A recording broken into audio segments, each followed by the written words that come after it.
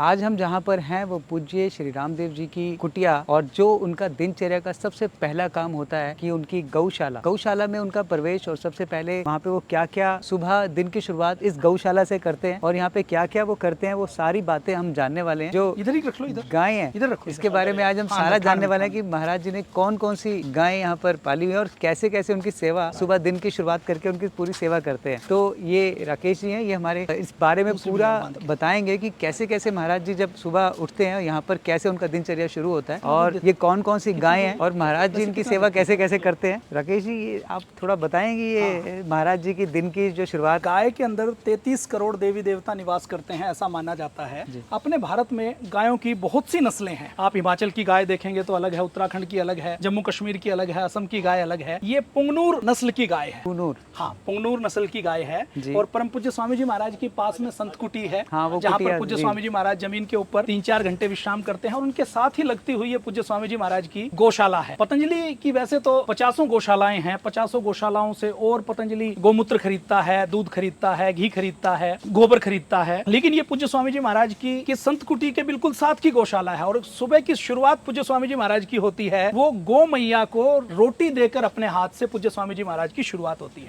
है। पूज्य स्वामी जी महाराज इसके साथ साथ गाय का गोबर रोज अपने हाथ से कम एक बार जरूर उठाते हैं। बचपन में पूज्य स्वामी जी महाराज जब गुरुकुल में रहते थे, तो पूज्य स्वामी जी महाराज के कालवा गुरुकुल में पूज्य स्वामी जी महाराज के गुरु, हमारे दादा गुरु आचार्य बलदेव जी महाराज, जब गाय गोबर करती थी, गाय के लिए चारा का लाना होता था, तो उनके जीभ पर सबसे पहला नाम पूज्य स्वामी जी महाराज का आता था। पूज्य स्वामी जी महाराज ने जब संन्यास नहीं लिया था तो उनका नाम रामकिशन था। तो वो कहते थे, रामकिशन गाय को चारा डाल दो, गाय के गोबर को उठा दो। ऐसा पूज्य स्वामी जी महाराज ने बहुत बार बताया भी है और उनके सहपाठी भी बताते हैं। तो देखिए, लोग कहते हैं कि हमें कुत्ता पालना पड़ता है। कुत्ता पालने से घर में नेगेटिविटी आती है, घर के अंदर पवित्रता नष्ट हो जाती है, खाने पीने में कुत्ते के बाल आते हैं। जो लोग ये कहते हैं कि हमारे पास स्थान नहीं है, वो फ्लैट के अंदर भी इस गाय को पाल सकते हैं। 2 लीटर, 2.5 लीटर, 3 लीटर ये दूध देती है। एक परिवार के लिए पूरी तरह से सफिशिएंट है। शुद्ध गौमूत्र मिलेगा, गोबर मिलेगा और गाय का शुद्ध दूध मिलेगा। तो ये जो दिन भर इनकी परवरिश करते हैं, हम थोड़ा सा इनसे भी जानते हैं। जो स्वामी जी सुबह क्या क्या सेवा कैसे करते हैं। स्वामी जी जब सुबह आते हैं 5 बजे, तो पहले तो रोटी खिलाते हैं। उसके बाद अगर गाय गोबर की तो गोबर भी उठा लेते हैं, गौमूत्र भी रोक लेते हैं, चारा भी डाल लेते हैं। स्वामी जी पर डे आते हैं गौशाला में। जो ये गौशाला उनकी पर्सनली गौशाला है। देखिए, कितने बड़े मंच पे आने से पहले वो सबसे पहला काम ये करते हैं कि गायों को अपने हाथों से रोटी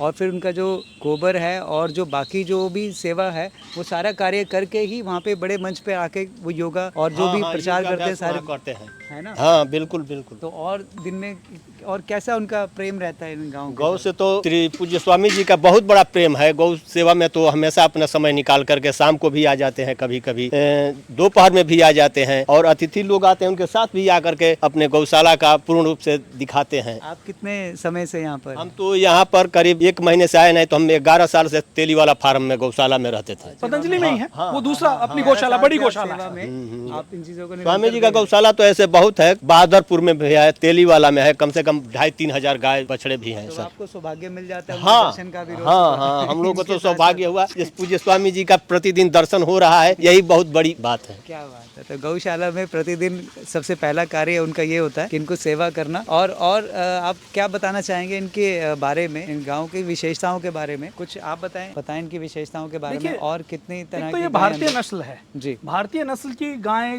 की गुणों की बराबरी और कहीं नहीं की जा सकती। A1 A2 प्रोटीन की मैं बात करूं तो उस A1 A2 के प्रोटीन से भारतीय नस्ल की गाय के गुणों की हम चर्चा नहीं कर सकते। इसके अंदर तो जो कहते हैं 33 करोड़ देवी देवता वास करते हैं। ये जो नस्ल है, ये ऐसी नस्ल बनाई गई है कि इस नस्ल मतलब परंपरागत तौर पर है, इसका प्रमोशन अभी हो रहा है, प्रचार प्रसार अभी हो रहा है कि इसके दूध के अंदर जो भारतीय स्वदेशी गाय है उसके गुण तो है ही, इसके साथ साथ इसको बहुत छोटे स्थान पर रखा जा सकता है। और आप देख रहे हैं कि हम इनके लिए बिल्कुल नए हैं, लेकिन ये गौमाता है, वो कोई अपसेट नहीं हो रही, नहीं कर रही है, ये रिएक्ट नहीं कर रही और किसी तरीके से ऐसा नहीं कि सींग मार रही हो। तो बच्चों के साथ भी बहुत अच्छे से खेल सकते हैं और फैमिली फ्रेंडली। और ये जैसे एक फ्लैट के अंदर, घर के अंदर जहाँ पर स्थान कम है, वहाँ पर भी ये गौमाता रह सकती है। तो ये और हम लोग देख सकते हैं और क्या? हाँ, बिल्कुल। और दूसरी बड़ी गायें भी हैं। ये देखिए, ये देसी नस्ल की, पतंजलि की सारी गौशालाओं में देसी नस्ल की गायें हैं। पतंजलि की आगे योजना क्या है? देखिए, जब गोरक्षा की बात होती है तो लोग कहते हैं कि गोरक्षा का मतलब ये है कि हम गौशाला खोल दें, गाय को वहाँ रख लें और गाय को वहाँ पर रखे रहें।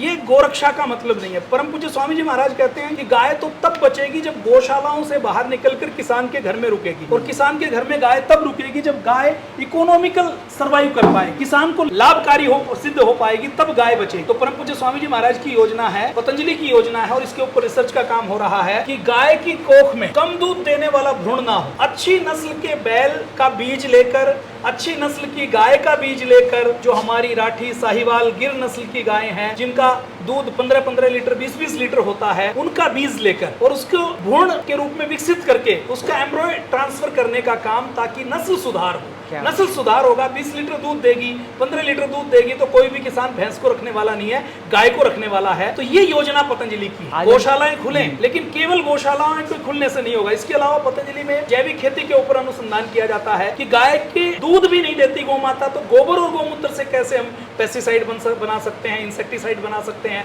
फर्टिलाइजर बना सकते हैं। आज भी सुबह हम देख रहे थे योगा में स्वामी जी ने बहुत बताया कि हम लोग इसकी प्रिक्योरमेंट के लिए कितनी नई नई चीजें जो पशु आहार के रूप में बना रहे हैं, और जहाँ तो मानव को बचाने के साथ साथ अब वो पशुओं के लिए भी कितना कुछ नए नए प्रोडक्ट। पशुओं के क्षेत्र में भी क्या है, पशुओं की भी नस्ल को खराब किया जा रहा है। सबसे पहले तो विलायती नस्ल आ गई। विलायती नस्ल की गाय के अंदर वो दूध नहीं है, वो गुण नहीं है। इसके साथ साथ पशुओं का जो चारा है उसके अंदर यूरिया अलाउड है कि आप यूरिया मिला सकते हैं। अब यूरिया पशु खाएगा तो क्या, तो उसके दूध के अंदर वो आएगी। और दवाइयों के रूप में भी, जैसे मानव शरीर में फार्मा केमिकल नुकसान करते हैं, वैसे ही पशुओं के शरीर में भी दूध निकालने के लिए दूध तो हमने के इंजेक्शन दिए जाते हैं। तो आप देखते हैं हार्मोन्स के इंजेक्शन लगाए जाते हैं। तो उन सब से बचाव के लिए पतंजलि ने पतंजलि ग्रामोद्योग के नाम से एक प्रकल्प चलाया है, और उस प्रकल्प में गायों की, पशुओं की जितनी बीमारियां होती हैं उनका हम किस प्रकार से आयुर्वेद से उपचार कर सकते हैं। देखिए, भारत में आयुर्वेद की ज्ञान परंपरा केवल मनुष्यों के लिए नहीं थी। हमारे लिए घोड़ों के लिए अलग से आयुर्वेद था, वृक्षों के लिए अलग से आयुर्वेद था, और गायों के लिए, पशुओं के लिए अलग से आयुर्वेद था। गायों की, पशुओं की सारी बीमारियों का समाधान भी हमारे आयुर्वेद में हमारे ऋषियों ने दिया है। एक नया रिसर्च का विषय है आयुर्वेद। तो हमने सुना था कि जो मनुष्य के लिए है, लेकिन साथ साथ एक अलग से आयुर्वेद, वृक्ष आयुर्वेद के नाम से पूरा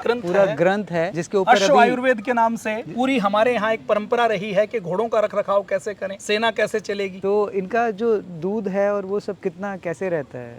देखिए, दूध के विषय में तो अभी 2 से लेकर 2.5 लीटर तक, 3 लीटर तक देती है। अपनी जो गाय है उसमें अधिकतम कितने लीटर वाली गाय आपने देखी?